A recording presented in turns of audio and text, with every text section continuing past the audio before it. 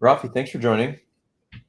Maybe give a little introduction. I did mention earlier that you have your own podcast, but maybe just give a little more context. Okay, so my name is Rafi Pinsky. I have a podcast called Soothing Semantics. I've been recording episodes for the last 4 years. I've had some very notable people on the show, Jewish and not Jewish. I cover very broad spectrum of topics. The Israeli-Palestinian conflict is a large subject of mine. I cover real estate, business, relationships, MMA. Those are probably some of the most common subjects. Thank you. And we were connected by one of my best friends in the world, Yanai Gordon. Shout out Yanai. I know he watches some of this content, so maybe he'll see this. So yeah, what's on your mind? What's going on? What's on my mind? Real estate currently is on my mind, but in regards to the Israeli-Palestinian conflict, I mean, it would be nice if we could stop fighting for a change. I think that would be a pretty lovely thing, right? Oh yeah, I mean, I would like to get to the point where I have nothing to live stream about anymore. At that point, I'll just do like fun commentary, comedic stuff. But yeah, I wish to see the day where I don't come up here talking about dead children and whatnot. Yeah. It's unclear though. I'm generally optimistic and hopeful, but I don't right now see the light at the end of the tunnel. I do see some ways in which good can come out of the past year, but I don't even know if there's such a high likelihood of that happening. Why would you say you have a pessimistic view? Well, when I look at the trajectory of the country, so the Israeli people are pretty radicalized. It's been generally speaking, when you're in conflict with the population, population and conflict become radicalized against one another. October 7th brought this to a whole new level for Israelis, but we have an increasingly radicalized population. We have leadership that has not shown a clear vision for how you actually solve this thing. There's no vision in the leadership. It's very much just kick the can down the road, maintain the status quo, talk tough, act tough, but missing any real vision for a peaceful future. And currently the most powerful countries in the world are not, or at least the United States has tried to be a partner for peace, but in my opinion, gives Israel too much grace and support unjustifiably, which doesn't incentivize Israel to make any change. So there's a lack of international power that I believe is bringing us closer towards a peaceful resolution. Now, what I will say gives me optimism is the fact that we have seen Gulf states warm up to Israel. I think that when the second Israel has more alliances in the Middle East, these countries have more leverage to impact change. It seems like China wants to get involved. They signed a deal with the Palestinian leadership. All 12 different Palestinian factions met in China and signed a deal with China. So this can change the dynamic in a way that gives hope, but it's not like, I'm a betting man, and I don't know if I would bet money on things being better in the next few years. You had me when you said 12 Palestinian factions, though. That kind of caught my attention. Yeah. Why is that a lot? Does that sound? I think it's a large number of factions. There's so many points here, so many points to unpack. What I'm curious to know is where do you stand? Do you have a strong stance? Are you kind of more fluid? Are you more right-leaning, left-leaning? Where do you feel you stand? So I think most would consider me, when it comes to Israel-Palestine, to be left-leaning. but my views are kind of all over the map because I look at each situation individually and reach conclusions. So, for example, like I support countries having secure borders. Like mass immigration, I think is not a good policy, right? That's considered a right-wing position, but that to me is very sensible.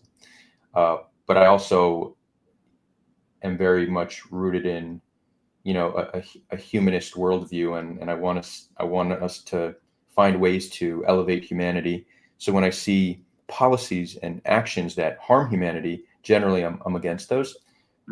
And Israel has, you could say, done a fair bit to ensure the security of their people, but when it comes to the humanity of the people they are in conflict with, there's a general disregard. So as a humanist, I speak out against that. Okay, I just have a thought. I guess it's the best analogy I can use, although it obviously isn't a perfect analogy. If your child, if you obviously would make sure that your son, daughter, or both were protected. If protecting them meant that you might have to cause harm to the children of your neighbor, and there was an instance where you had to make that decision, would that be a decision you'd make to ensure the security of your kids? Certainly, I think all people would, and I think Israel is acting as most countries would. They're valuing their people over those of their enemy. This is why we have international law to avoid countries from acting in ways that are inhumane. That said, I think there's a flaw in the premise of the question, because I do not believe that a lot of the harm Israel causes Palestinians is necessary for security. I don't think what we've done in Gaza in the past year is necessarily making us safer. I don't think expanding settlements is making us safer. I don't think when soldiers abuse their power by abusing Palestinians, that doesn't make us safer. Sure. There's a whole list of things that Israel does that not only do they not make us safer, they only radicalize Palestinians, and they're inhumane. So this, to me, is the things that we should focus on changing. Call it low-hanging fruit, because it doesn't make us safer and it causes harm. Right. So I have some points. What do you think? What do you think Israel should have done in response to October 7th? What would have been a smarter response to achieve their goals? So I think there's two ways to look at this. One is more how I think the world should function, and I don't blame Israel for not taking this approach, because it would be truly unique and novel of them.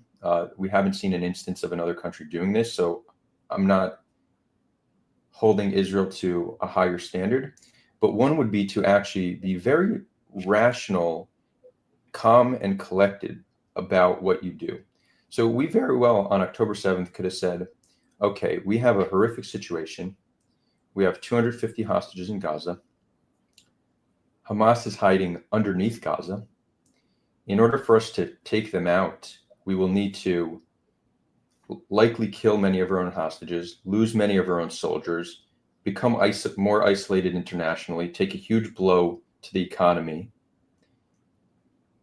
have a front opened on many other parts of the country, like Lebanon, and I think we didn't expect Iran to be so involved and Yemen to be so involved, but it could have predicted that this would escalate things in the north.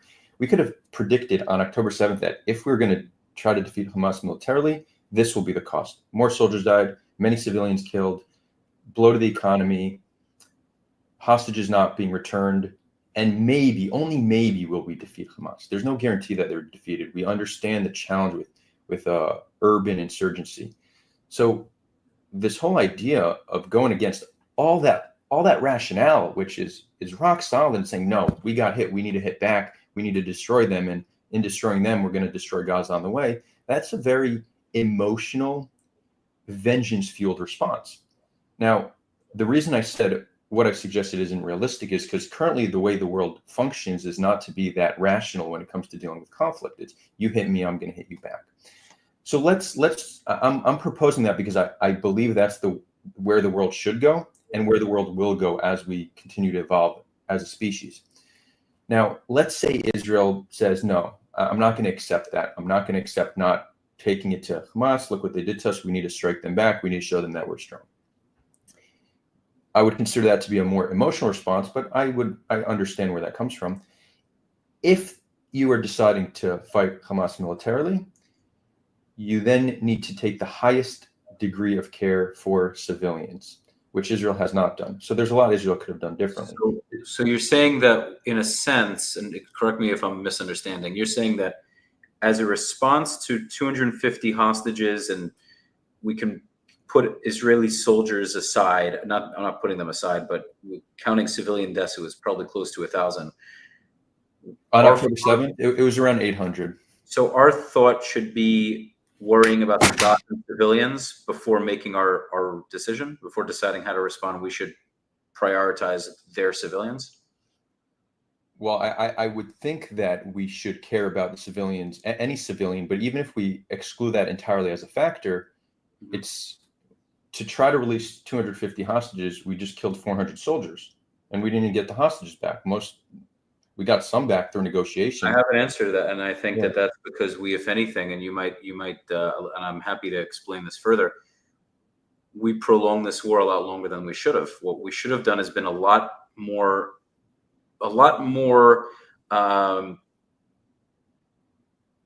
We should have been stronger in our response earlier on, and this way we hopefully would have had fewer deaths than we do now. But what I mean by that is we should have cut off all electricity. We should have said, "Hey, we're not looking for this. We need our hostages back. Take them out. Let them come out of the tunnels. Bring them back to us. Let's end this war now." And if it doesn't end, and if they're not willing to do what we need them to do to bring these hostages back, then we must do what needs to be done. Because what people don't seem to get is that they look at a TV screen and they see hostages in tunnels, and they eat their cereal and they don't really think about it. But if somebody kidnapped their daughter or their son or their spouse or their cousin, they would be willing to do unspeakable things to the enemy. Most people, whether they'd be able to personally do it or have somebody else do it,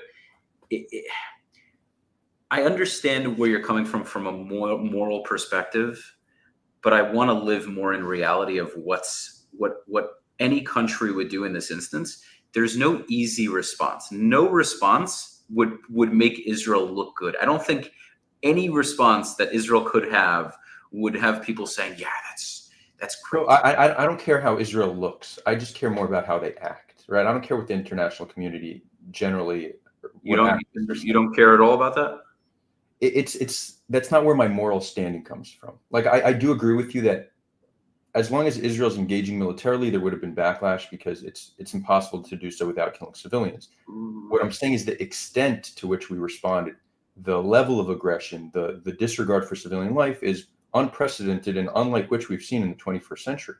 And we could get into the numbers, but I want to talk more about what you said. You mentioned the hostages. Would you say that is the most important thing? Like, what would you value more, returning the hostages or defeating Hamas? I would say defeating Hamas, but more so creating an environment where Gazans are not able and or willing to attack us. Because if we defeat Hamas, Islamic Jihad may be in power. There may be other militant groups that may take over. There has to be an understanding from the Gazan side that the juice isn't worth the squeeze. Because we know that most of them would love to take the entire country if they could. They don't want to share this. They want the whole thing. So there has to be an understanding that Israel has won this. If you want to live in Gaza peacefully, go ahead. You're not taking the whole thing. It's not happening. This is what Hamas wants. This is what most Gazans want. I think the problem is that Jews are not willing to say what's true. And this isn't because I have a hatred for Arabs. I just think that they have to eventually admit, whether they like to or not, whether they want to or not, that the Jews rule the land now. Okay, and they can live with us. We can live amongst each other, hopefully. But this whole river to the sea concept has to go away, because then it essentially says the Jews cannot rule this land. Maybe they'll let us live there. Maybe. I don't think so. They'll probably kill a large percentage of us. if they had their way. But we would be second-class citizens like the Mizrahim were in the Middle East. So I just want to, because initially you focused primarily on getting the hostages back, and now you're saying defeating Hamas is more important. These two things are incompatible, right? They are two of our stated goals, but they're contradictory. Because to get the hostages back, all we need to do is sign a peace agreement, release some amount of Palestinian prisoners, and the hostages. We had a hostage deal on the table. Terrible idea. It's a terrible idea. Yeah. Okay. So that's fine. I understand the pushback to doing a prisoner swap, but because earlier you said we need to get the hostages back, but you're saying there's more important goals. It's absolutely it should be a top priority, but it can't be the number one priority. Right. So for you, the top priority is defeating Hamas and making sure that doesn't happen again. And the second is you prioritize keeping Palestinian prisoners in jail more than you do releasing Israeli hostages. Right. Those are two higher priorities, you would say. Well, here's the thing. None of this is simple, right? First off, I think most Palestinian prisoners, I don't have a number. I don't know how many. I don't know if there are any quote unquote, and I say quote unquote because I believe Palestinians are essentially Arabs, but we can call them Palestinians if it makes them happy. I don't have a problem with that. So wait, what does it mean to be an Arab though? Are there no like can you not? Well, I think there are Levantine Arabs from the neighboring countries. They want their own national identity. I don't have an issue giving that to them as long as they acknowledge ours. If they want that, they can have it. Are they going to have a country called Palestine? They can call Gaza Palestine if they want to, but are they going to? What's the resistance to calling them Palestinian? I'll take blame for this. We went off topic because we can hold the thought and visit later. If you're okay with it. I wanted to stick on to stay on the topic of the hostages. The issue. Okay, so quite frankly, the prisoners, the Arab Palestinian prisoners in Israel, if there are any innocent ones that actually haven't committed any crimes, they should be freed. The ones that committed crimes, the ones that attempted to stab, shoot, have murdered, attempted to murder, as far as I'm concerned, they can sit there for the rest of their lives, and I don't feel bad for them. Now I understand maybe why they've done what they've done. I understand it's a lot deeper. Maybe their sibling was killed, their father was killed. I get it. They did the crime, so that's where they belong. There can't be any negotiation. Like there can't be any negotiation with terrorists. So we've done it. Unfortunately, we made that mistake. Israel made that mistake, and now we have to live with that. So I think now we have to focus on how to make sure hostage taking doesn't happen anymore, because now it's happened multiple times. And Hamas knows that is their bargaining chip. It gives them a tremendous amount of leverage. Even if they have a much weaker military, they can leverage their power through hostages. And we have to make sure that that's not an incentive that we give them. So first and foremost, we need to defeat them militarily. Then they need to acknowledge that we aren't going anywhere, and we can try to create a peace that way where they have Gaza and we can help them economically. And then hopefully in doing so, they'll return whichever hostages are alive. We can't stop the war, because if we may get the hostages back, but Hamas stays in power, they're going to regroup. They're going to build weapons again. Iran's going to keep funding them. They're eventually going to attack us down the road, and then we're back at square one again. And then we accomplish nothing. So the reason why I think that even if they remain in power, they don't pose as great a threat as many people make it seem, is because October 7th was our failure more than it was their success. That was entirely avoidable. The fact that they were able to infiltrate our sovereign territory with thousands of people is completely our failure. We could have avoided another October 7th simply by better security. So I don't think the only way to secure our borders is to flatten Gaza. I think that's one way to do it, but there's the path of less harm and the path of more harm, right? So I think I don't disagree with you that there's a military solution that we can just cause so much death and destruction to Palestinians that they might just give up. Again, there's no guarantee that happens, but I could see that being a viable path. That's not even what I. But that's not even that's not even what I want. Just real quick, it's hard for me to support any path that sees so much death and destruction when there's potential paths that see far less. Right? I generally gravitate towards the path of reduced harm if it still seems to be viable. Right? It seems like a better moral framework to engage in violence as an absolute last resort and not as just the norm. Right. I also think the Middle East operates differently. It operates on respect. Unfortunately, I think if we had any weaker of a response, I think the problem with Israel for many, many, many years is that they tiptoe around ideas. They don't say things with their chest. They're constantly, what would the word be, backfooting or backtracking. They say something and then they take it back, or they apologize, or they appease. The Israeli government is very wishy-washy. It always has been.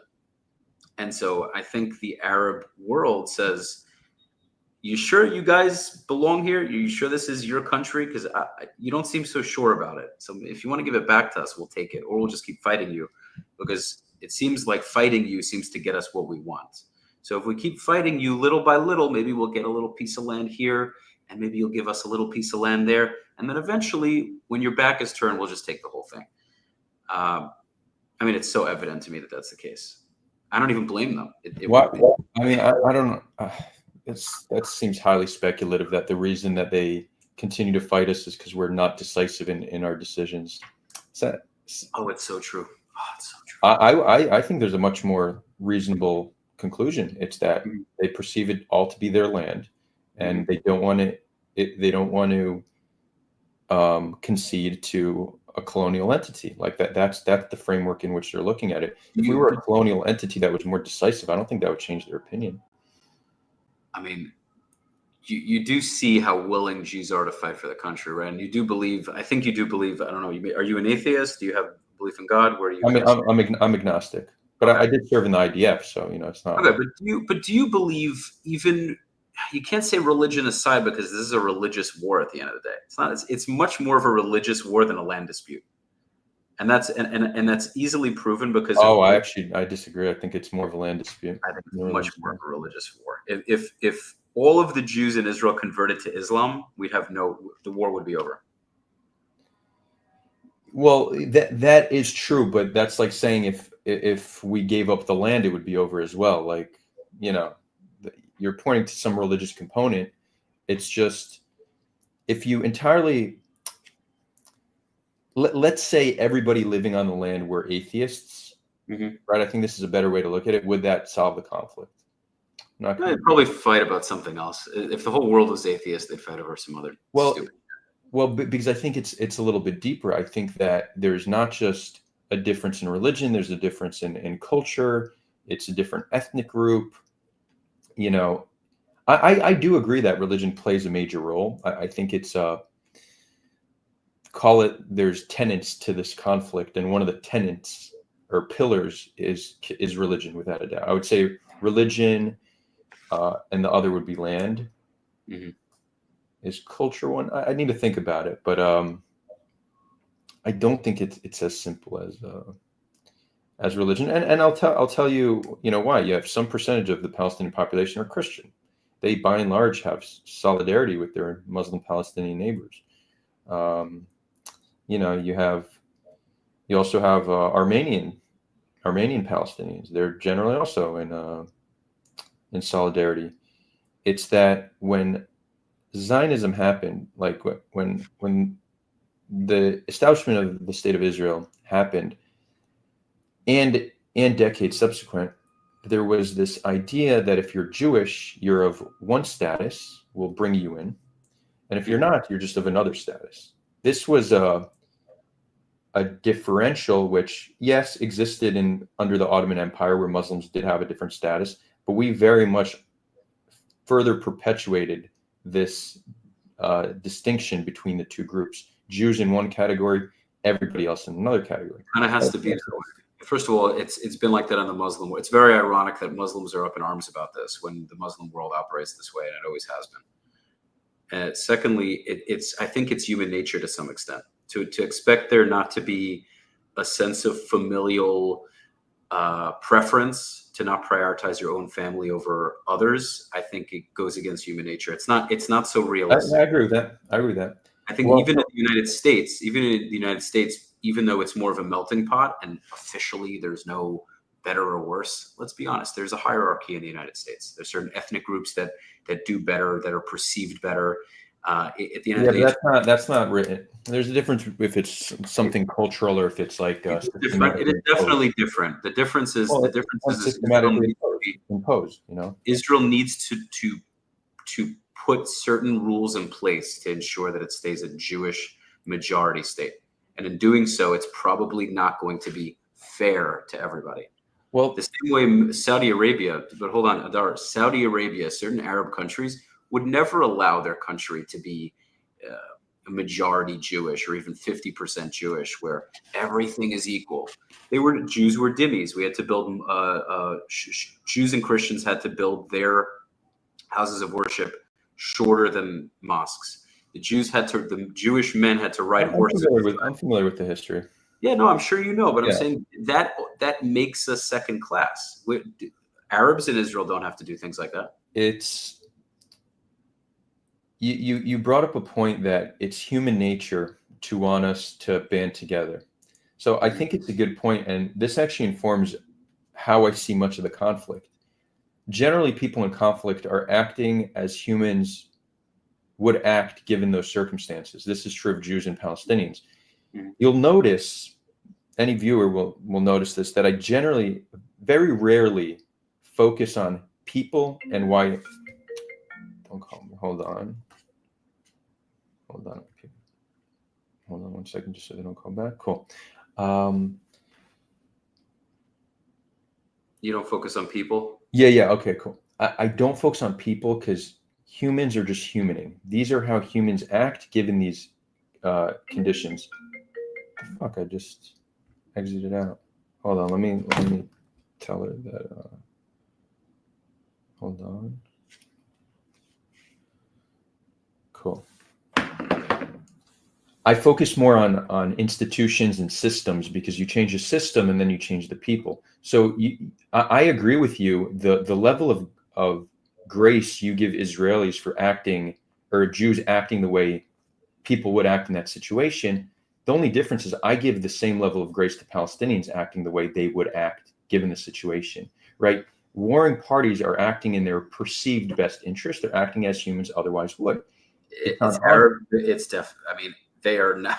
It's not faring very well for the Palestinians. They've been fighting us for over 76 years. Yeah, 100 years now.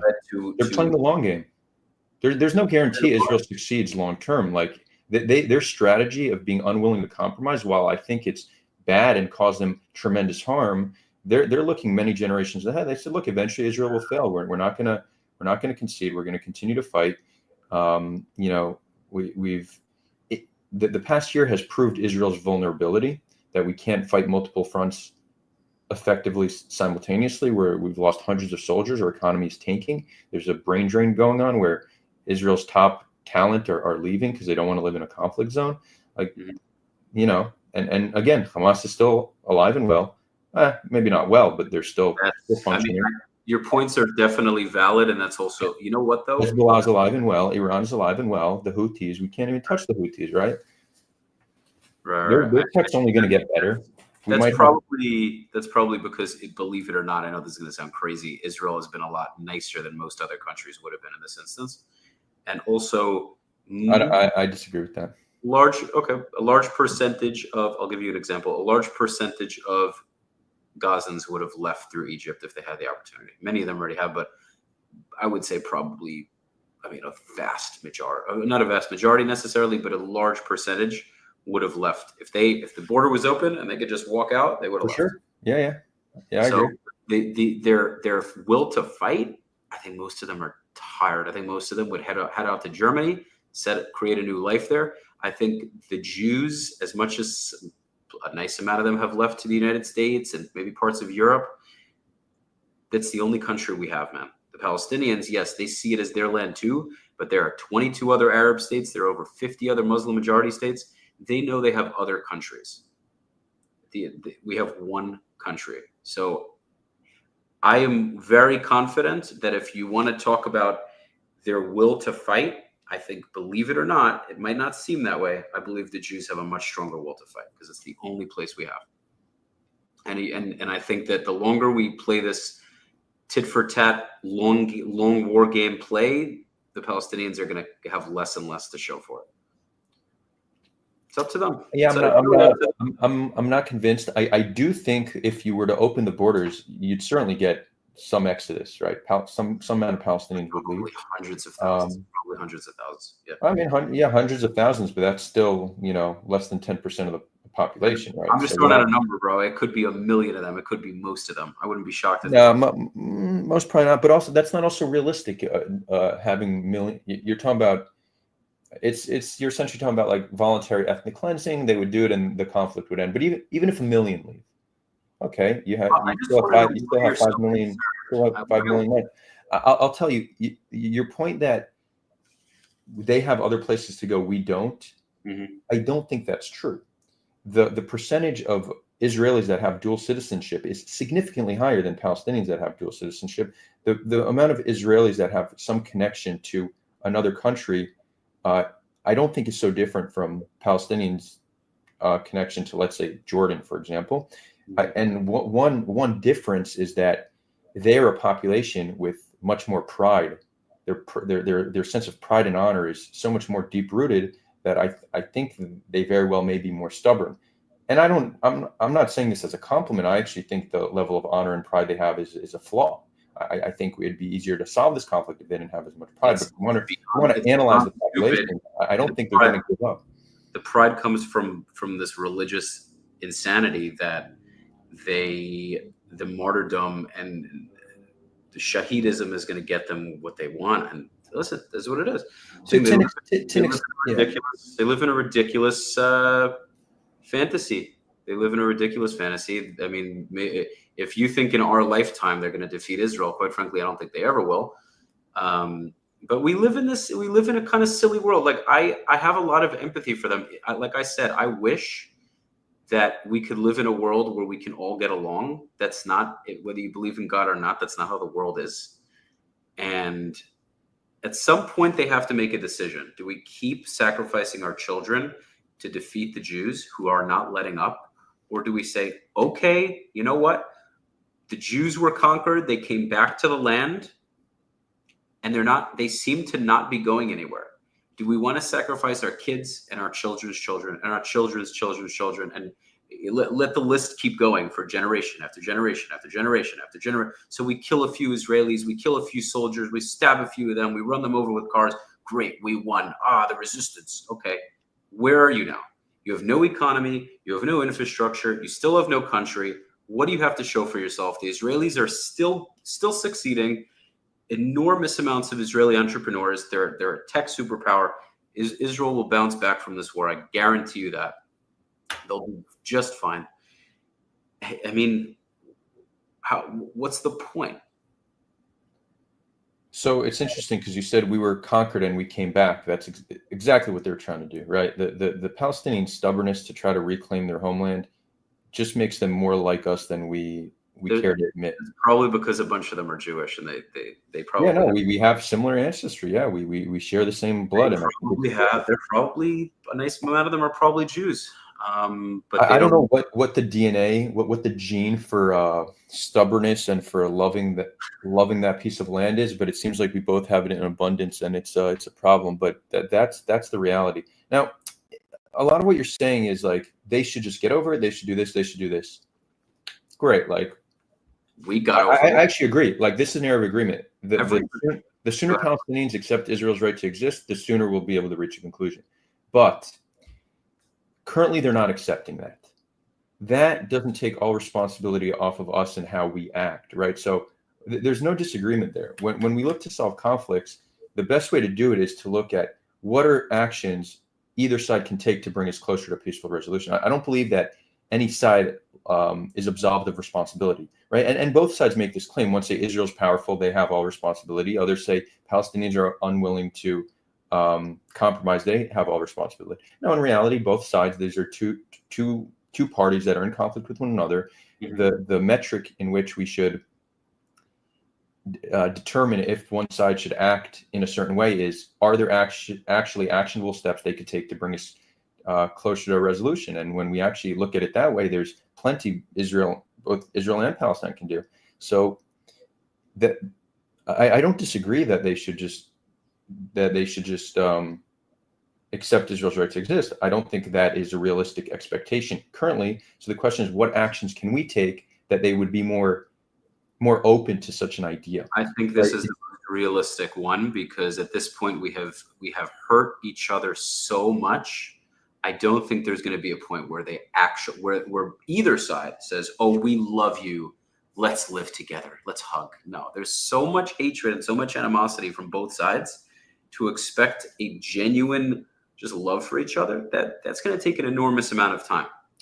A genuine love would take generations, but it would be easier for Palestinians to accept Israel if Israel were to be a state that didn't commit great acts of evil against them, right? So through Israel transforming and treating them differently, it would be easier for them to accept. Another thing is Palestinians don't have hope as to what their future can look like. There's a deep level of despair, which leads to radicalization. So had Palestinians had hope, and had there been some kind of transformation of Israel that makes it a state that Palestinians can accept, they would be much more likely to accept Israel. So if you and I can agree on the fact that they should just accept Israel's right to exist, and that's the fastest way to solve the conflict, I think a logical question is, what can Israel do to help them accept that reality? And it seems like what we're doing is the exact opposite. Right. I know exactly what you're saying, because I've heard this many times before. So what you're essentially saying is Israel should be, let me ask instead of assuming, what do you think Israel could do? Hold on a second. I just have to tell somebody I need to take their call in a few minutes.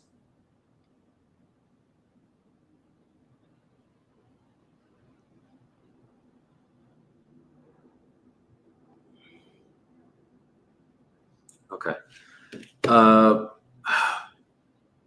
What it seems like to me is you're suggesting Israelis are too rough on the Palestinians, too ruthless, not empathetic enough, not understanding enough, not willing enough to make compromises. They seem to just say, "Okay, we will just rule you with an iron fist, just force you down with our boot." I mean, this is what I'm understanding. Tell me if you mean it in a different way.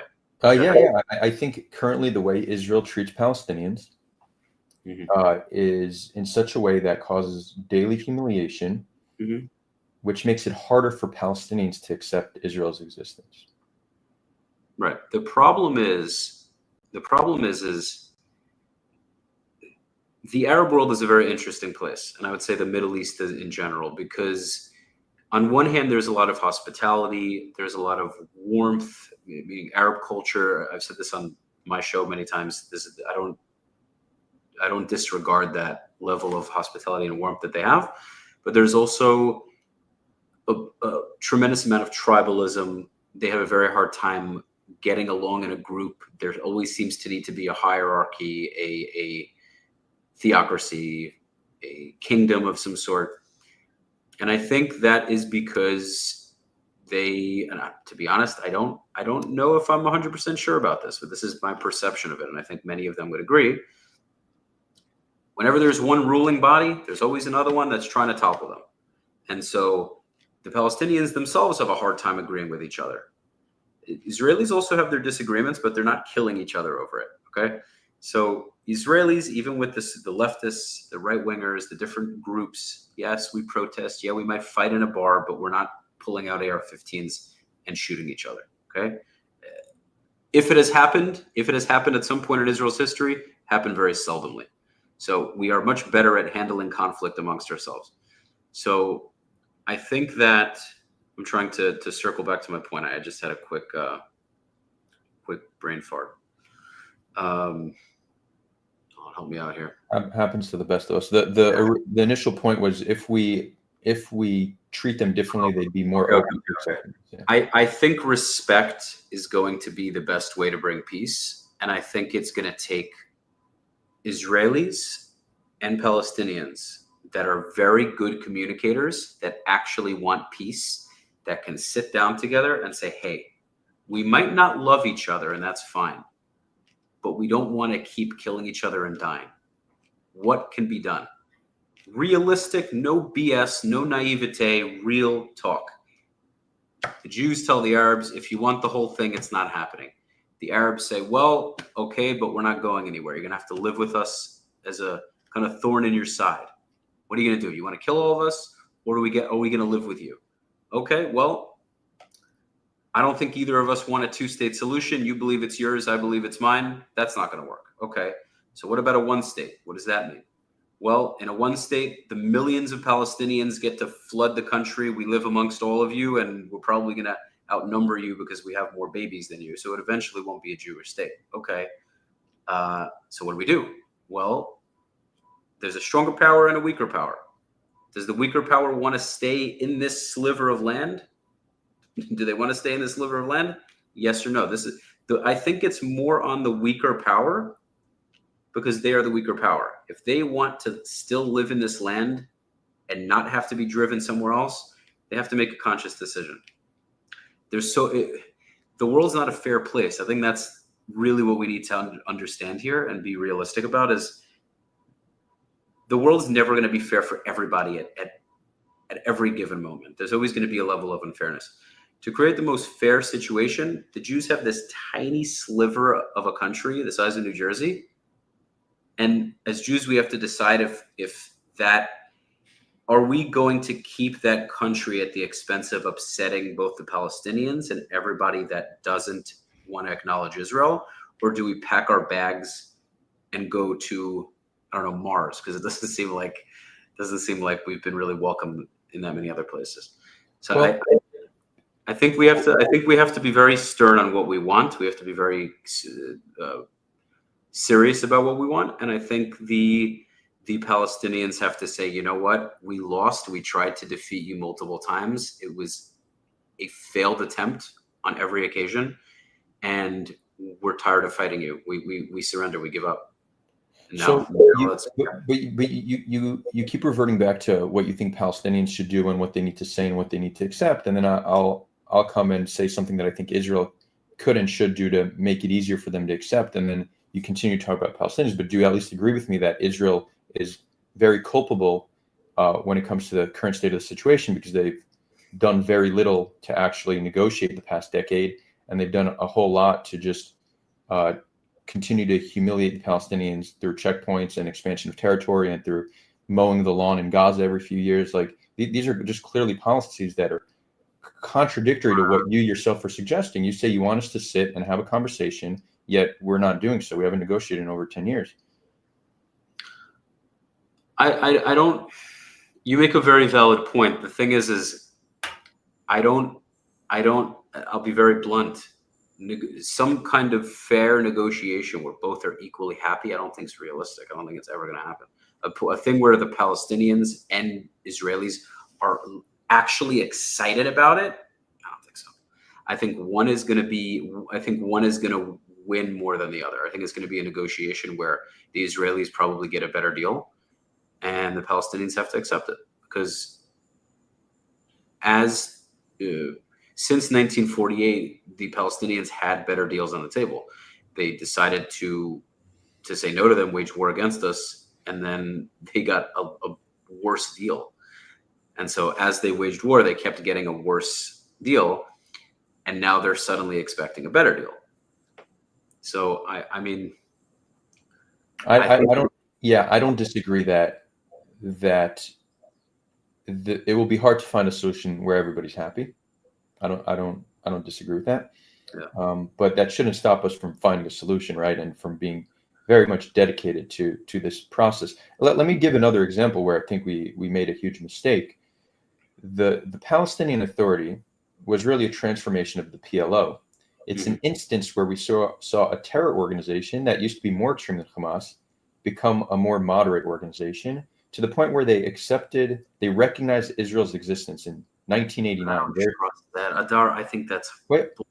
I think it's bullshit. 1989, they recognized Israel. 1989. Israel still hasn't done that to Palestine. They didn't recognize. They didn't Yes, recognize. they did. Yes, they did. The Palestinian Authority recognized Israel's existence in 1989.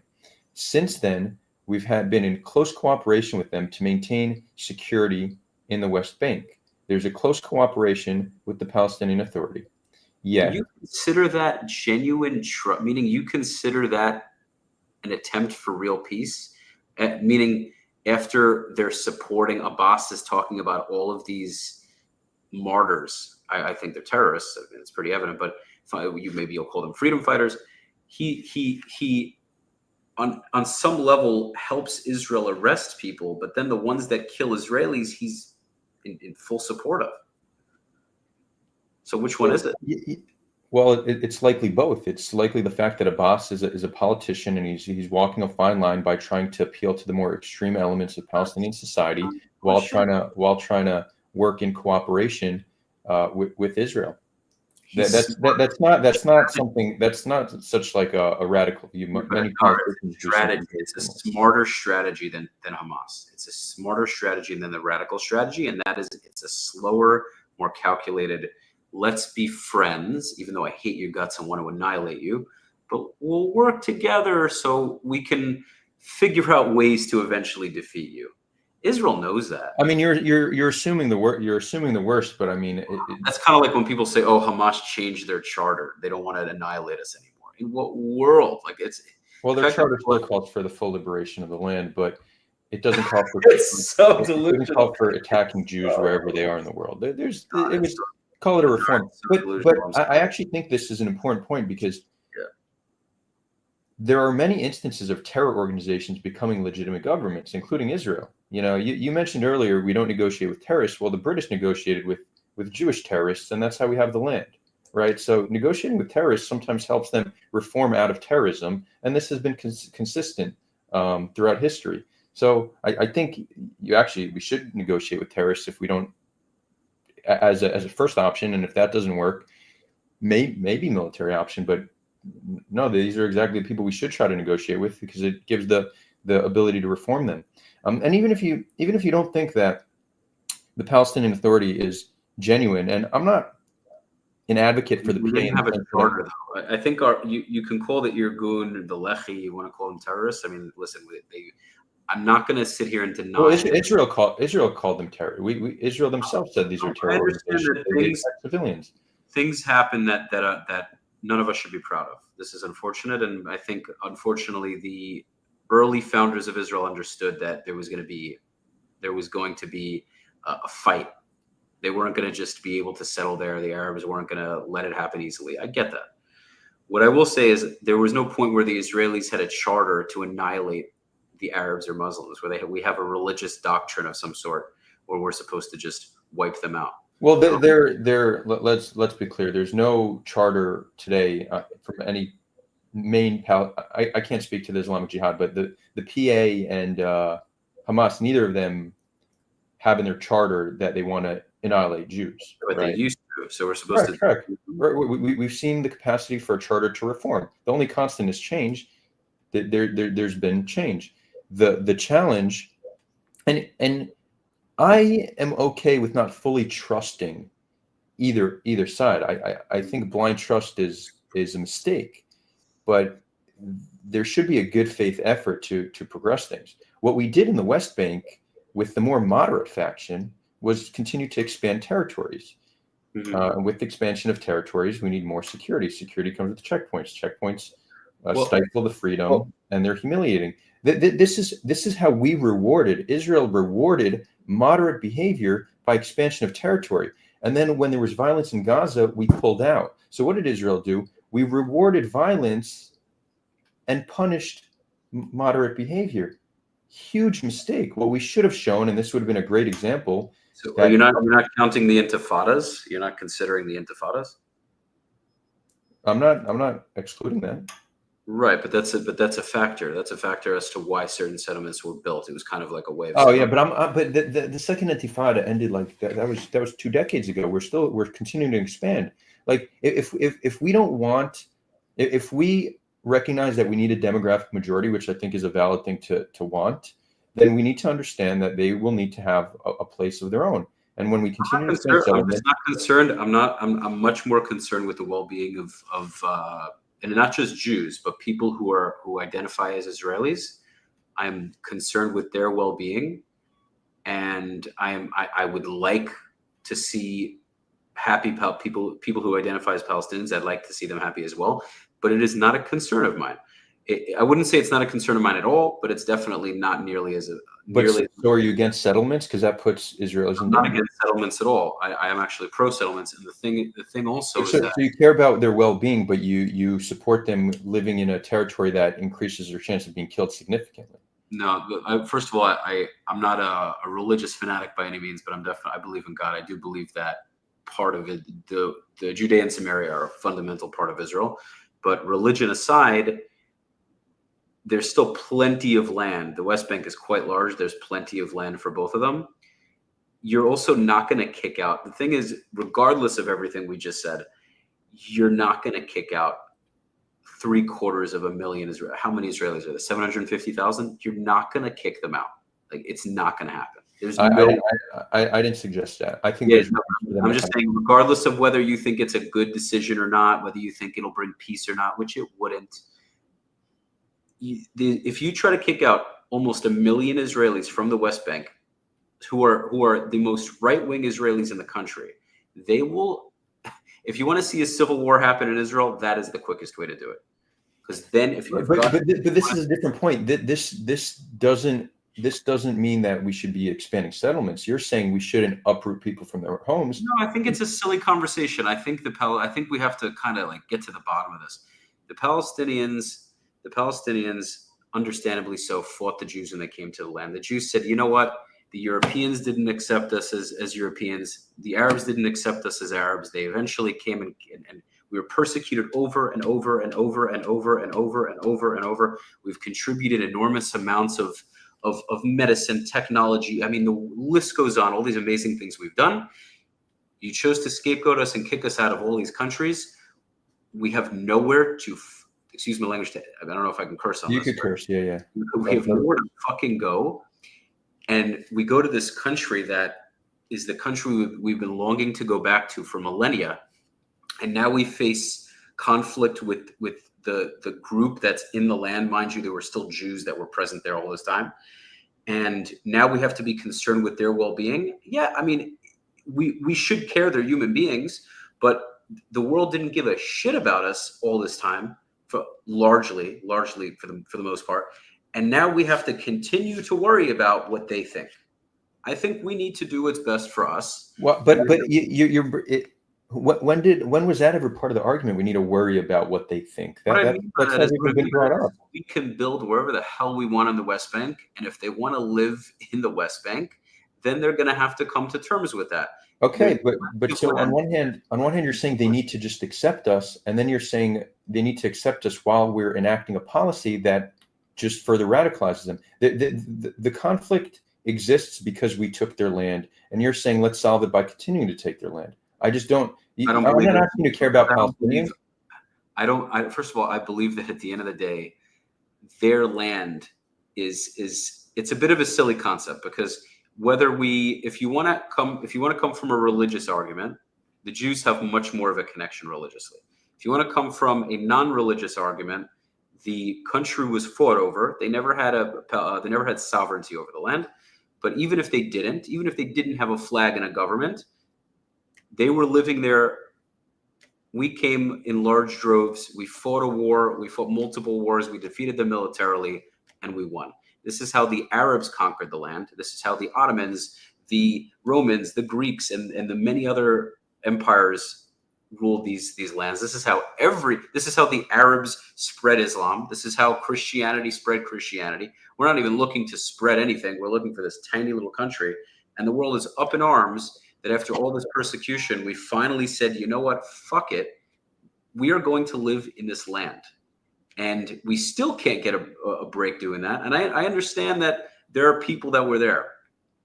They could have shared the land with us. They chose not to. They chose to go to war. They lost. They kept trying. They kept losing. They keep losing. So what do you want us to do? Should we go to Mars? we pull out from the West Bank, it's not. But again, you're making it's a straw man, because I'm not saying the Jews should leave. I'm talking specifically about the policy of expanding settlements. You said they fought a war, they lost. Cool. How does that then justify to continuously take land every opportunity? Because it's not, because they can't keep saying it's theirs anymore. Meaning they can live in it, but what do you mean? We said it's ours after 2,000 years. Like it was the Romans, like it was the Greeks, like it was the 15 empires that ruled it. It was theirs, and then it was theirs, and then it was theirs. So, congratulations, it's ours now. You want to live in it? You want to have a claim to it? No problem. You can. This can be your land too. Not a problem. You've been there for a long time. I'm not going to ignore that. You were there. Your parents, your grandparents, your great grandparents. You might have lived there for 500 years. You might have lived there. You might have been there for 1,000. I'm not going to take that away from you. You had the option to share a land that you didn't have sovereignty over. You chose to fight, which I get, which I can understand. You lost, and now you keep fighting and losing. So what would you like to do? You want to lose the wars you wage and then complain that you lost them, saying it's not fair. You shouldn't even be here in the first place. Jews, you're not even from here. You're not even. But Rafi, it seems like you're currently arguing with Palestinians who are not on the stream. These aren't the points I'm making. I'm talking to you about a specific policy that I think is harmful, and you keep reverting back to why you think the Palestinians are wrong. I think this is the foundation of it all, because it sounds like you're suggesting that if we pull out of the West Bank or we stop the settlements right now forever, suddenly we'll have an opportunity for peace.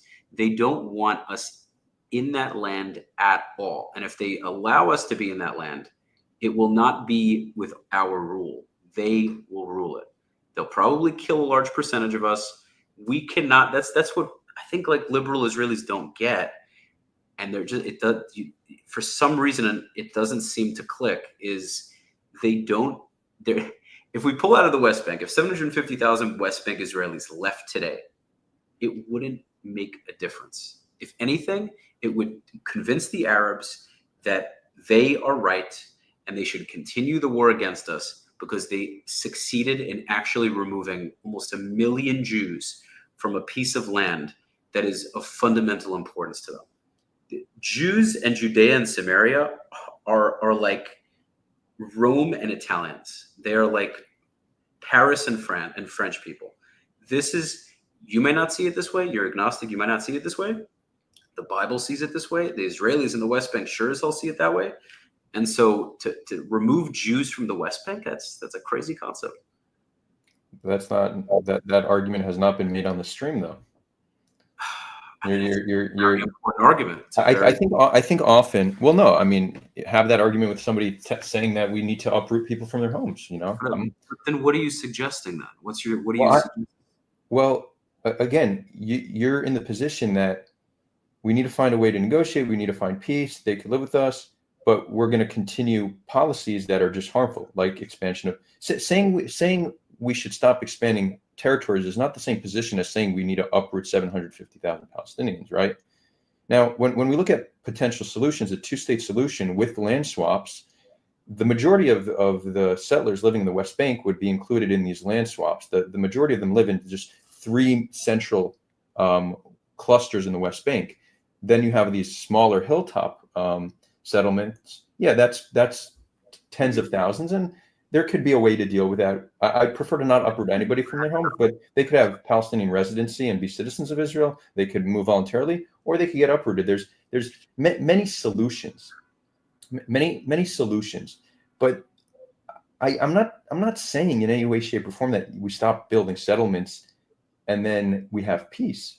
No, but there's immense amount of things we can do to make Israel a country that Palestinians are willing to accept. And the expansion of settlements is a great example, right? It's almost call it a litmus test, because many people say, yeah, we want peace, we're willing to compromise, but yet we should continue to expand settlements. I think settlements is a very clear policy that is rooted not in security, it's rooted in religious ideology primarily, and it only causes more harm. It makes the conflict harder to solve. And I think supporting it is just a sign of somebody saying they want peace, but it's very much peace on Well, whatever terms we're going to decide. We'll take all the land because it's ours. God said so, and submit well, to us, and it will be the okay. Like, that's not realistic.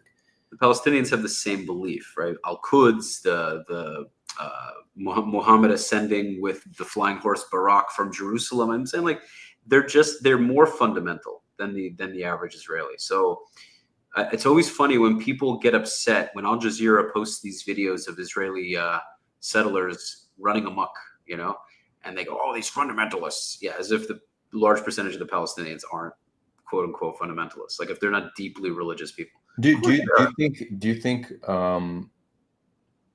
religious fundamentalism is bad? Usually I do, but I do think that it's a crazy take, but hopefully you'll be able to understand. I'm very confident you'll like be able to. What I mean by that is it's like, it's not going to sound good, but I think you can conceptualize it and kind of pull out the good things. Hopefully, it's not a good thing in principle, but I think sometimes it's unfortunately necessary. Because if you have extremists on one side, those extremists are usually very, very, very fundamental. They're very. They believe in the cause. They love what they stand for, right? Either it's because of God or it's because of their love for the land or what have you. And so I think if you have fundamentalists on one side, you're probably going to have fundamentalists on the other side. But you would agree that it's better to not have fundamentalists, religious fundamentalists. In an ideal world, for sure not. Yeah. Okay, so you'd agree that Jewish fundamentalism is bad? Yes. Okay. But I think it's still going to exist. I do think it's bad. But I don't think we'll be able to remove it on either side completely. Right. The one way to reduce it is to not give people a reason to lean into these ideas. Palestinian society prior to Zionism was one of the most secular societies in the entire Middle East. It was also one of the most pluralistic. It would be before. It's true that there was a different status for Jews, but prior to Zionism, in the mid 1800s, you had Jews from all over Europe moving to Ottoman Palestine because conditions there were significantly better than in Europe. Palestinians were more secular. Right. What? No, that might be the case, but that might be the case. I have to look into it. I'll take your word. Yeah, you could look into it. I also have an interesting interview on this channel with Louis Fishman, who's a historian. I know a lot of this from him. That could be. I just want to bring up the point. The reason why Palestinians went from being one of the more secular societies in the Middle East to being a fundamentalist one is conflict. Conflict radicalizes people. These are radical ideologies that grow in an environment of people who are victimized by conflict. It's no coincidence that if you look at a lot of the most extreme viewpoints, they generally exist in conflict zones. Okay, so we can create environmental conditions which are more hospitable towards peace. And the policy of expanding settlements, which comes with more security, which comes with more checkpoints, this is the exact environment which further radicalizes Palestinians. So if we want to reduce fundamentalism, we need to create environmental conditions hospitable towards peace. And that comes with giving Palestinians hope and a sense of dignity and respect. And this isn't like, pay attention, there's nothing anti-Israeli about what I'm saying. This is just a very sensible position for how to recognizing human nature and how to act in a certain way that will change what people think and how they believe in a way that's. You don't think the Israeli Arabs have dignity? The Israeli Arabs, I'm talking about the ones who can be doctors, lawyers, nurses. They drive nice cars in Israel. They do quite well. They have freedom of religion. Correct. I mean, they're for the most part equal citizens. Yeah, they're doing pretty well. They're probably more. We wouldn't grant equal citizenship to all other Palestinians. Yeah, but that's also because the problem. See, the challenge. I hear you. I completely hear you. It's a very big challenge. The challenge is the numbers. If Israeli Arabs were the only ones, meaning if we didn't have the Gazans and we didn't have the West Bank Palestinians, it was just the Israeli Arabs, we'd be fine. Maybe there'd be an attack here and there, but we'd be fine. The biggest challenge is the amount of people. There's about as many of them as there are of us.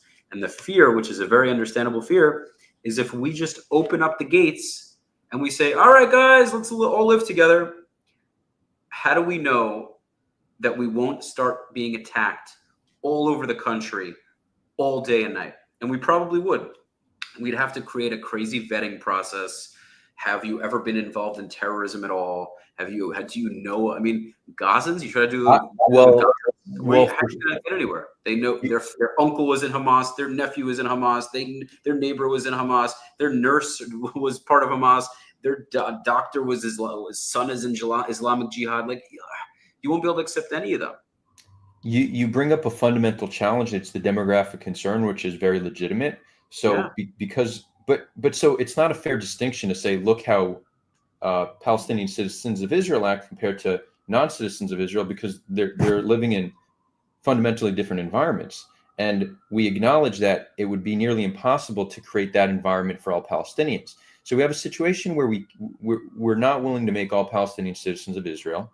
Okay, I think there's a reason why most Israelis reject that idea. Makes sense. Mm-hmm. So what's left? We could continue to control them and have them live under our boot, or we could find a way that they have their own independence. So again, absorb them, continue to control them, or give them their own independence. And then there's more radical positions like kick them all out or kill them. I have a thought if you want. But if we're not going to let them all in, so and you think Judea and Samaria is ours and we should continue to expand, is a suggestion that we just continue to control them for eternity, and one day they'll accept us, but they'll still be second-class citizens. Like, is that the solution you're proposing? I think that there's enough room in the West Bank. It is a lot bigger than people think it is. It has a lot of uninhabited space. There's a lot of enormous amount of hilltop space that has not been built on. There's plenty of space there for people to expand.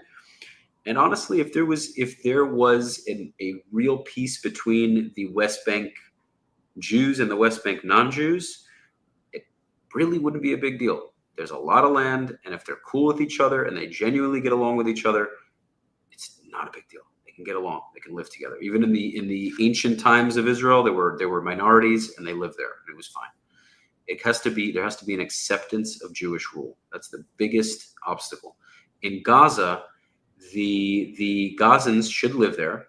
Okay, I don't think there should be a country called Palestine, but they can call it Gaza.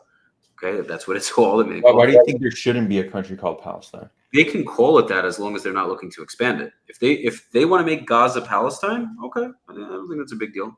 If they want to call it, but that's probably not going to happen. Because if they accept Gaza as the Palestinian state, fine.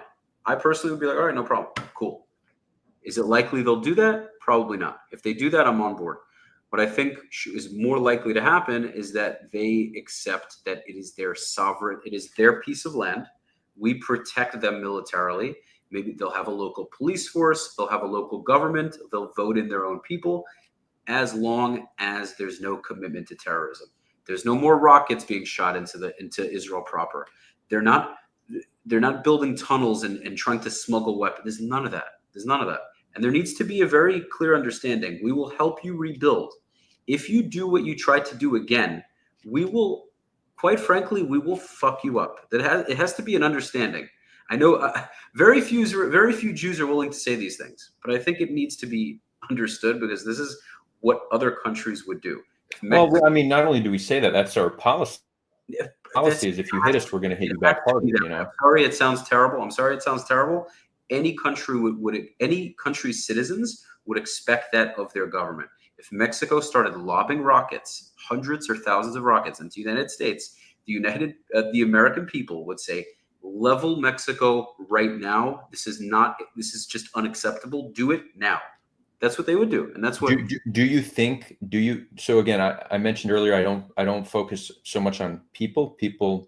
We spoke about having a gene for loving the land, but a real gene that humans possess within them is the gene for genocide, whatever that is, or a set of genes that make us able to destroy a population we perceive as a threat. This is consistent throughout history, and the reason why Homo sapiens reigns supreme and we don't have other hominids living here likely has to do because we were the most, not only maybe intelligent and worked well in groups, but we're also quite genocidal.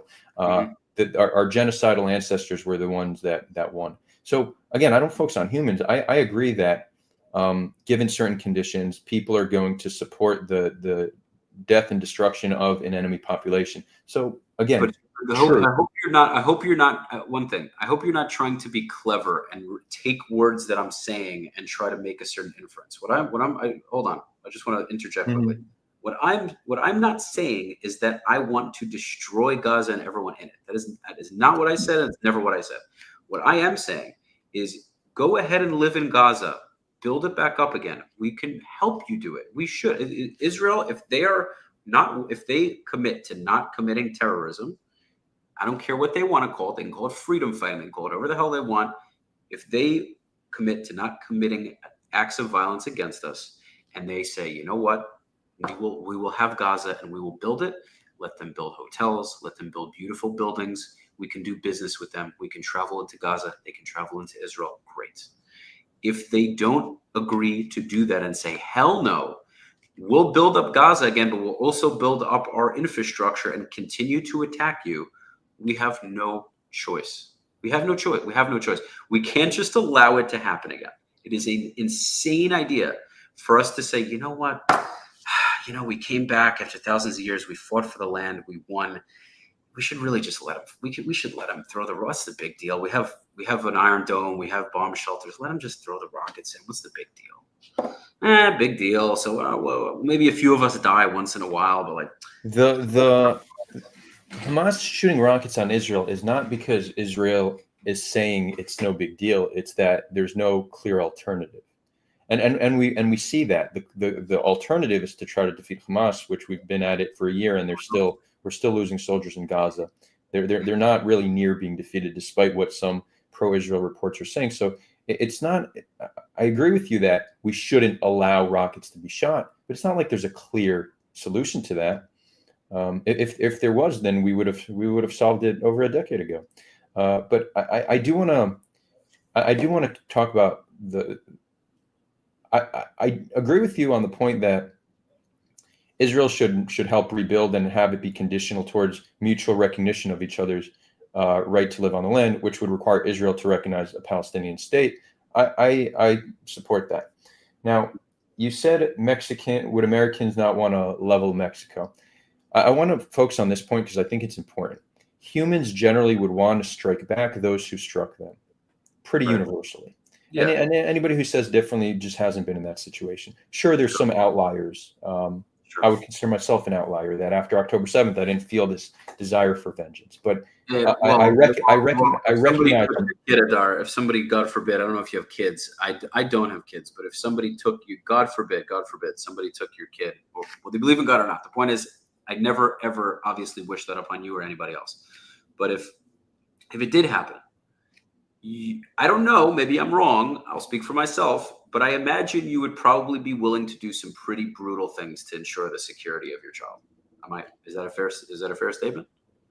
Not quite, for a few reasons. One, I would agree. I would agree that I can't know how I would react if I lost a child. But I have lost women. By the way, a mother, because yeah, you're giving a hypothetical that it's not shoes I could put myself into, but I could look at similar examples and reach conclusions. So, for example, I've lost now 5 friends to the conflict. That didn't radicalize me towards violence. If anything, it radicalized me in the other direction. It said, no, you know what? Violence sucks. We need to find other ways to do it. And then I see other examples. You do have what's his name? Maoz. I honestly got to get this guy on the channel. Maoz something. Sahar? Mazouz? Yeah. Both his parents were killed on October 7th, and here he is calling for an end of violence. Okay, well, so this is somebody who lost both his parents on October 7th, and he's still an advocate for peace, right? So I don't think it's necessary, but I also don't agree with the premise that what we're doing is making us more safe. I don't think that's been not now. No, right now it is definitely. Thank you, Shacham. Yeah. Yeah, no, right now it's causing us a lot of challenges. I mean, what we're doing is causing us economic difficulty. It's causing a lot of resentment. A lot of countries don't want to be involved. It's I think it's a price we have to pay to ensure security down the road. Could we handle it differently? Could we handle it better? I'm sure we could. We're imperfect beings. We're led by an imperfect. I just want to revert back to the point, because that was a sidetrack that I don't blame humans for wanting vengeance. I think it's very natural. Yeah. The reason why international law exists is exactly to avoid countries responding in such a way that has a complete disregard for civilian life. That's why international law is important. Like, the best strategy for an invading nation is to not send ground troops in it, just flatten it with airstrikes. That's a safer strategy. You don't want to risk your own soldiers, so just kill civilians, flatten Gaza. That is a better strategy if we value IDF life more than anything else, right? And this is why we created international law, to avoid countries from enacting a strategy that just essentially flattens cities. I mean, you know what's crazy though? You know what's crazy? Yeah. I do want Gazan civilians, at least the ones that don't support October 7th, because I'm going to say the ones that support October 7th, I don't really. Well, most Gazans don't think any war crimes were committed on October 7th. They think it was purely a strike on military. So many of them support it because they think no civilians were killed. I don't know if I buy that. I also think that a lot of the Gazans, I don't really. Well, the polling on this confirms it. I don't know if I believe the polling either. I think I have more of like a sixth sense and intuition. It's not that I have an inherent. I understand their hatred because many of them, unfortunately, don't have the ability to see it critically enough. They grew up in poverty. Not even all of them, but a large percentage. They grew up in poverty. They were fed an idea that every single bad thing that happens is only the fault of the Jews. So of course, if their groups people go and attack this horrible, larger, stronger enemy, they're going to be happy about it. I understand that psychology, but there are much deeper layers to this. So I understand where they come from, and I almost don't blame them for celebrating it. But you think the consequence do you think the consequence of celebrating should be death? No, I'm not saying it should be death, but I'm also not willing to if you're going to celebrate the death of my people, then I'm not going to put your life in front of my family's life. I'm not going to do that anyway. My family's lives are more important than yours, especially because you're my enemy and you're happy about my people dying. So correct.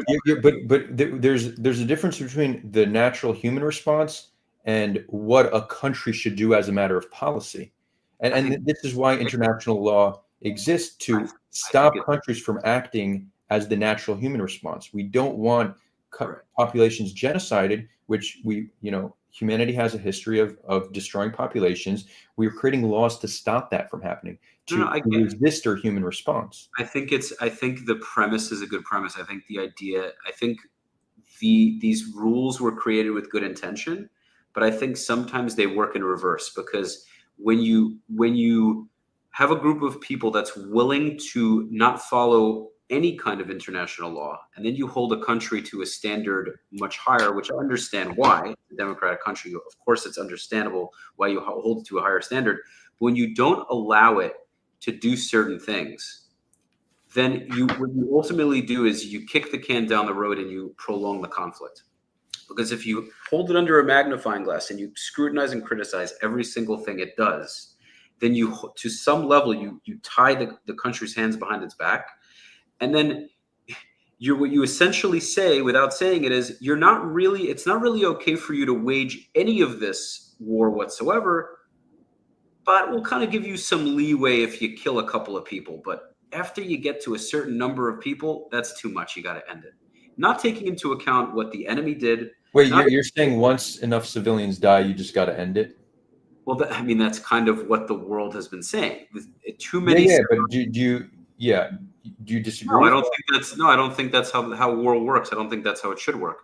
Here's the thing. I understand that there's what would be lovely to happen. It's more of speaking in utopian speech and more in speaking of realities, more of speaking of what ought to be and what is, I guess. because if you fight a war with the notion of we can only kill a certain amount of civilians in order to wage this war ethically, then don't even wage the war. Just allow the Hamas to do what they did and just let the hostages go. No, but that's a false dichotomy, because you don't need to wage the war in order to secure your borders in a way to not let that happen again. But on that point, so let's say we were to. Are you suggesting that Israel shouldn't have responded militarily? I'm saying that is a viable option that in the future will be considered to be the go-to response to such. Yeah, that's where the world is headed, and for good reason. This whole idea where you killed 800 of our civilians, so now we're going to kill tens of thousands to hundreds of thousands of yours to maybe defeat the terror organization living in tunnels underneath your city. That the idea that this is just like a reasonable response to 800 civilians being killed, that's crazy. And again, if Israel didn't respond militarily to Hamas's attack on October 7th, we would be seen as a weak, pathetic country. The Arabs would salivate to attack us. They would say, "Look at these coward Jews. They let this happen. Oh, we're going to come after them." They would. Yet in reality, we're weaker today than we were a year ago, and we have a war on more fronts than we had a year ago. We created such a strong deterrent, yet Hezbollah's firing rockets. You have 90,000 Israelis not living in their homes. The Houthis are shooting on us. Iran and Iraq are shooting on us. This is the deterrent. No, we're weaker now than we were. Absolutely not. Absolutely not. And I'll tell you why. Israel has been able to show the Arab world, and I don't just say the entire Arab world, because there are Arab countries that we have relative peace with, but the Arab, not just the Arab world, because we have Iran, but the Muslim world rather, that wants to defeat us. We have shown them that we can get to wherever they are. We can kill their leaders. We can definitely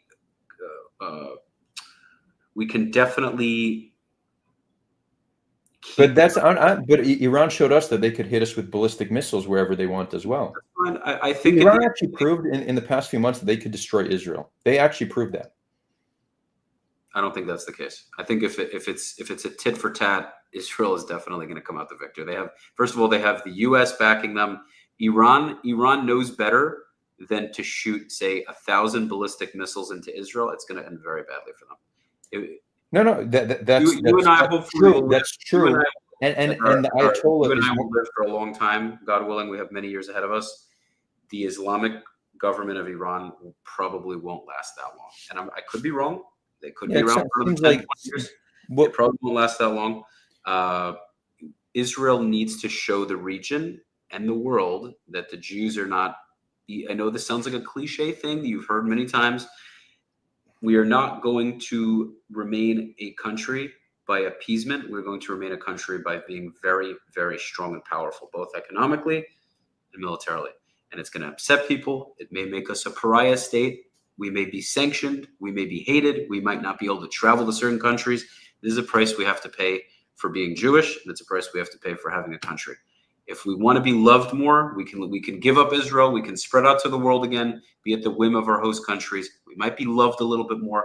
But then we're back at square one with no army, no country of our own. People can slaughter us at will. Wait, why is that? Why is that the alternative? I see you're proposing one option. I get it. Live by the sword, potentially become a pariah state, continue to kill civilians. That's how we'll live. Or we could find a way to reach a peaceful resolution by being strongly committed to the peace process, having a higher degree of care for civilian life. That's another option. Why would you're saying these nice things, but you're not offering real? Meaning you're kind of playing the good cop, bad cop, right? You in this meeting, you look like the very peaceful, nice guy, and I look like the fundamentalist, like warmonger, right? The problem is I'm actually offering real possible solutions, which I gave you, right? Making Gaza a land, giving them governance, yada yada. You're just saying we shouldn't be doing what we're doing, but you're not actually giving real solutions. So, like, what are the solutions then? Wait. How is negotiating for a peace deal not a real solution? What does that look like? What does that look like? A negotiation. How does that look like? What do you mean? We've negotiated multiple times in the past. It's just for the past decade we've refused to. Even when Hamas was elected into power in 2006, they reached out to Israel offering a 10-year truce and we refused to negotiate it. We have not been willing to negotiate for peace. We haven't been. We have this mentality, let's continue to live by the sword. And in doing so, we're expanding territories. We act inhumanely towards Palestinians. We give them zero hope for a better future. So what can we do? We can be dedicated to the peace process. We could change the policy in the West Bank that if a soldier abuses their power, they're held accountable. We could rein in settlers from their extremism and hold them accountable for acts of terror. Mm-hmm. Like we could talk all day about things we could and should be doing. I don't think those things shouldn't be the case. But right, so what do we? Okay, but why not? Why not? What do we do with land? What do the Palestinians get?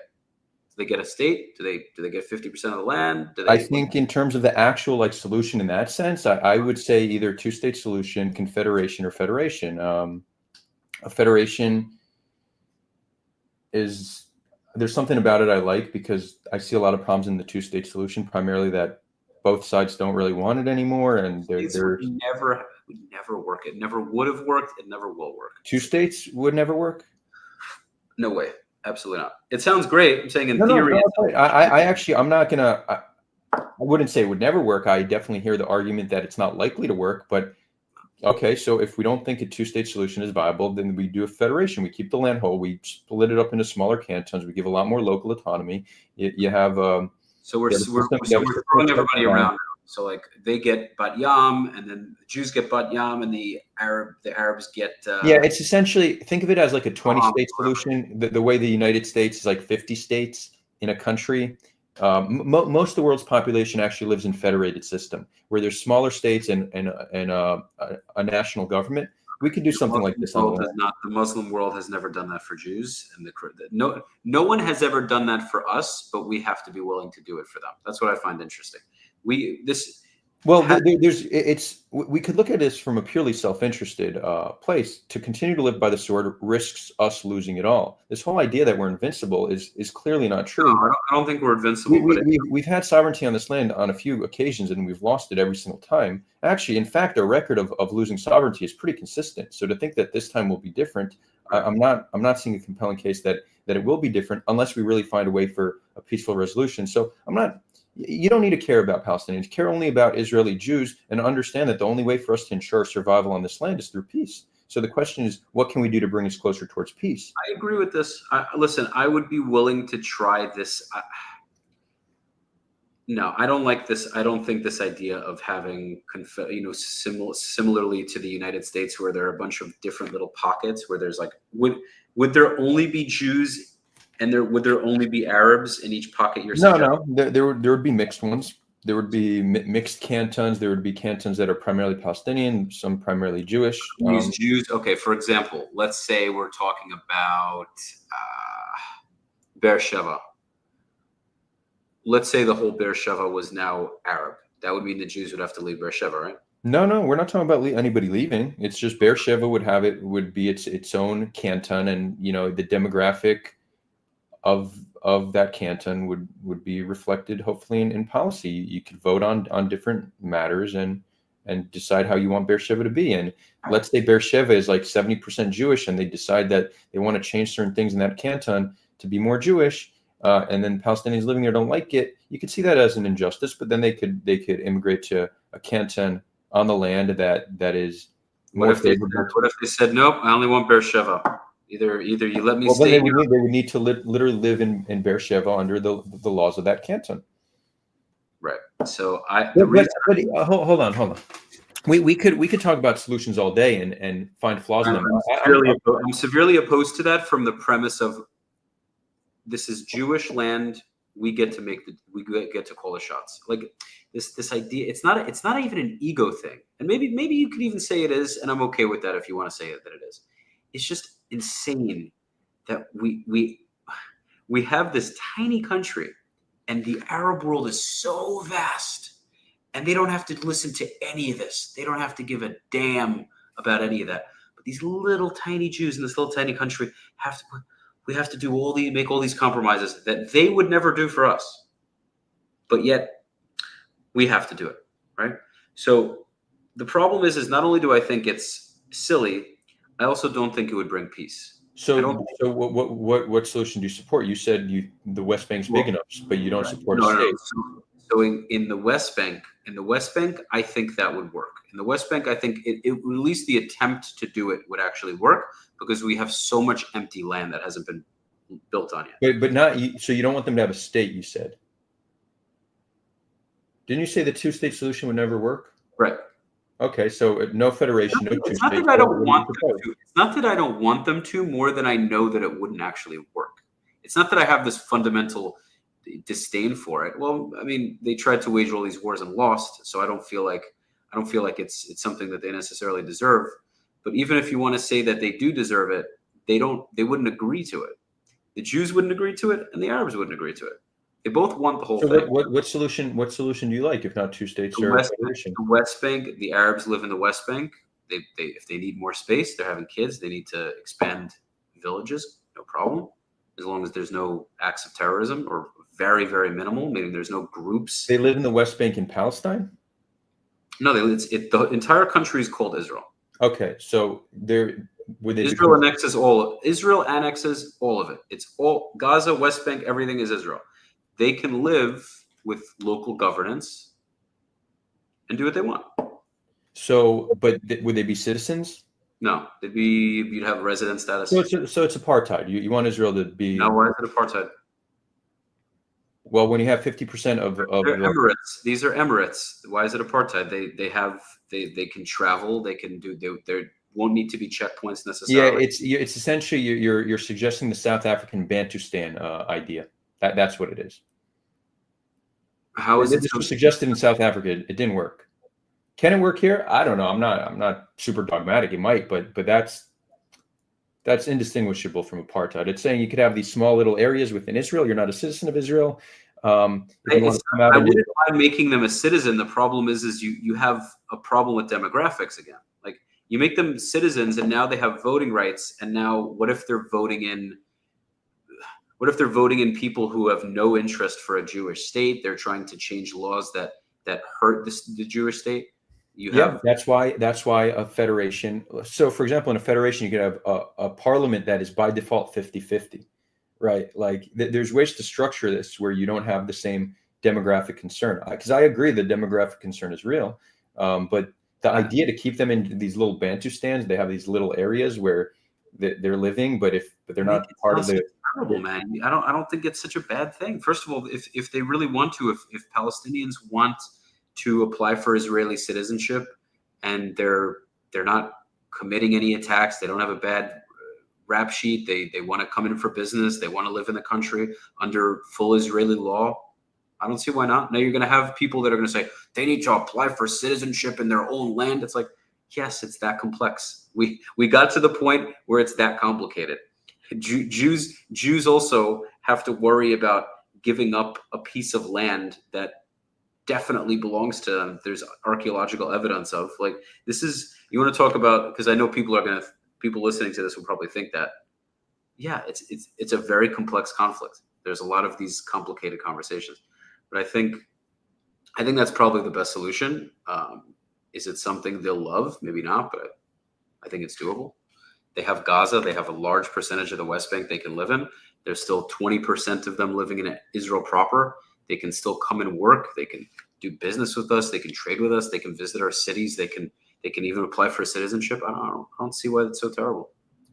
Right. So it's essentially saying they need to finally accept us, and then we'll have peace. But in accepting us, they're essentially accepting that they won't have statehood. They won't be citizens, and they're going to need to live in their own little. They don't want us to have statehood. It's we have to accept. No, I'm just saying, but that's your position. So to think that they're going to somehow accept that, right? Like, on one hand, you're like, they should accept us. On the other hand, you're proposing a solution that is extremely unlikely that they will ever accept. It's probably more likely than any of the other ones to actually happen. It's probably one of the most likely, but real possible. If that is the outcome, then it's already like that. It's already like that. It's just not officially decided. So because this is the most likely outcome, because the other outcomes are just so much. They're so far away from. So if that's the most likely, if that's what we already have, we are literally a nation in conflict. No. We're a nation that's sending our children to be killed. No, it's not. The thing is it's not what we already have because they haven't accepted it. If they accept it, then we can. But why would they? Why would they? Because why would they accept that? Because the alternative is constant violence. The problem. I think if there's something we should have understood from the past 100 years, that Palestinians would prefer honor and dignity over life.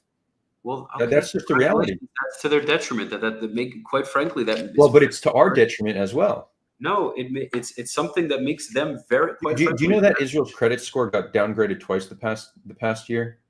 Okay. Like it's not to think that we're on the upper hand of every conflict. It's just not true.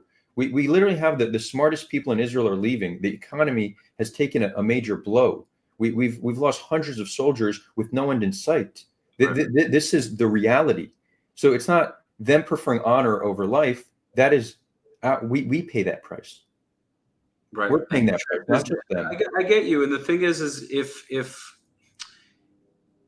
we've taken a large hit economically and we've had brain drain. I don't doubt these truths. They're definitely the case. The thing is we have to think about what's best for the entire country, for our people long term. Do we want to exist in 100 years? We have to look at the facts on the ground. Like, yeah, we're going to take a hit economically. Other countries have taken hits economically through war. It's if we want. I mean. Any side pushing. There's no easy way to solve this, man. Like I agree. There's no easy way to solve this, but we're gonna have to sacrifice. The Palestinians are probably gonna have to make a bigger sacrifice than we. But it sounds like you're not willing to make any sacrifice. You're saying live in your cute little Bantustans, and maybe one day you could be a citizen. First of all, we are making a sacrifice because Israel already has a very large Arab population. They deal with violence all the time. They have. The West Bank, which in an ideal world they'd love to inhabit completely, which they this is a sacrifice they're making for what? It's a sacrifice for what action? For dealing with violence is a sacrifice that we are making for not achieving peace. No, dealing with violence is a sacrifice for having rulership in the country. I think it's just a delusional idea. We deal with violence because we live in a country that religious Muslims believe we have no right to, even though technically in the Quran it says we do. Their scripture says that we cannot rule the land. So as long as we do, there are going to be Muslims, not all of them, but there are going to be Muslims that take those Quranic verses at face value and say the prophecy will not come to fruition if we allow them to rule. We must take away their rulership. And they are on a mission to do that. And us as idiots, quite frankly, say it has nothing to do with that. It's just because we took their land. So if we try our best to appease them, if we try our best to make them happy, they'll eventually say, all right, Jews, we're cool now. It's not reality. It's not reality. So I think if they want to live in some kind of semblance of peace, they agree to these terms. But it does sound like what you're saying is, accept us under any terms we decide, and if not, we'll just continue to fight. I mean, that's what. Yes, unfortunately, yes. Yeah. Okay, but so this is a form of zero-sum thinking that many on the Palestinian side have as well, right? If we want to talk about similarities between both sides, they say the same exact thing. We're going to continue to fight until we have right. The difference is we gave them Gaza. We gave the Egyptians the Sinai. We have done all of these things in an attempt for peace. It worked with the Sinai. Because Egypt is not part of the country. No, the difference is because Sinai wasn't unilateral. It came with a peace agreement. Gaza, we pulled out unilaterally and didn't have any peace agreement, which was a mistake. Right. So there's a big difference between how we dealt with Gaza and Egypt. But giving land away, Adar, is a fool's errand. It doesn't achieve peace.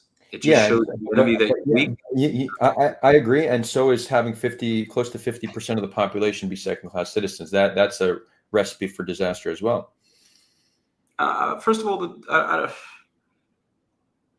you don't get to have your cake and eat it too. I mean, I know you want to live in a fair world, bro. So do I. Like, I want to live in a very fair society.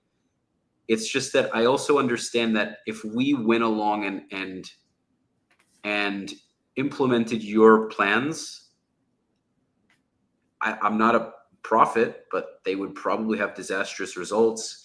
And Why? What's something that I propose that would affect our security in a way that's significant? we would the Jews, or anyone who is pro the state of Israel, who wants to live under Jewish Israeli sovereignty, the Israeli Jews or the Samaritans or any even Israeli Arabs, anyone who prefers to live under Israeli rule than Palestinian rule, if we implement this federation that you speak of, we would essentially be conceding land. We would have less land than we do now. No, we would have more land. That's the cool thing. We would both have more land. The idea is we would all get access to all the land. Right. And again, the federation, there's no solution that will be super clean and easy, right? As long as the Jews rule it, as long as this is still a Jewish state, I would be willing. Yeah, well, if that's extremely important to you, then a two-state solution is probably a better fit. But this whole idea that you're going to have around 40% of the population not citizens, and that's just somehow going to work itself out. I think that's a greater threat to our security than a just solution that they agreed to. Honestly, dude, this is a very complex challenge, man. I don't claim to know the answer. The problem is none of us have a crystal ball, and making any of these decisions is very risky. It could work out beautifully, or it could cause enormous amounts of destruction. So that's why I'm not trying to become prime minister, because I don't think I can handle that kind of pressure. I can handle a lot of pressure. That kind of pressure, I don't know if I can do it. So I'm not going to go there. Listen, I really hope that at some point in our lifetime we can see Palestinians and Israelis living side by side in a happy environment. I hope. I'm also I have a bit of an intense mind, and it's hard for me to trust things until I see proof that there's a reason to trust, and I could understand how the other side feels the same way. I mean, listen, if Israel tries your idea and it goes well, great. But if it doesn't, then shit. Like we could lose our country. So I mean, who knows? Yeah, it's like we could lose it trying, and we could also lose it maintaining the status quo. The risk of losing Israel, I think, no matter what we do. Yeah, I think having them all over, kind of like a honeycomb, right? Kind of like the mirror behind me, I guess. Yeah. Right. Having them all over the place. It's much harder to defend that, even if technically that would give us more land. If we have larger swaths of connected land, it's much easier to keep security. If you have, we have Jewish majority here, and then 10 miles away we have another little Jewish pocket here, and then if they just decide to wage a civil war, they're everywhere now, everywhere. And now a honeycomb. I don't know. A honeycomb within Israel sounds like an everywhere kind of situation. That's what I'm saying. What do you mean? That's what I'm saying. Well, you want them to have little areas within the land of Israel that they have sovereignty over. But if they don't believe that's a just solution, which they won't, for obvious reason. But you're the one who suggested this, Adar. No. I'm talking about cantons. What you suggested, the Bantustan, is more of having these pockets. I'm talking about turning the land into kind of. Well, you're saying that having it be like the United States. You described that as a honeycomb. I thought you were talking about your solution. Is that harder to defend? You don't. The thing is, if you find a just solution that both sides agree to, the need for defense is less. Right. So I think there's no better security than peace. So to suggest a solution that is unjust won't lead to peace. If we could find a just solution, the need for defense is far less. I get your point.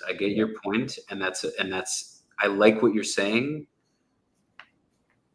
We are very, the Jewish state is really, I wouldn't even just say very rare. It is unique to itself that there is no other country on this planet that is at as much of a threat of extinction.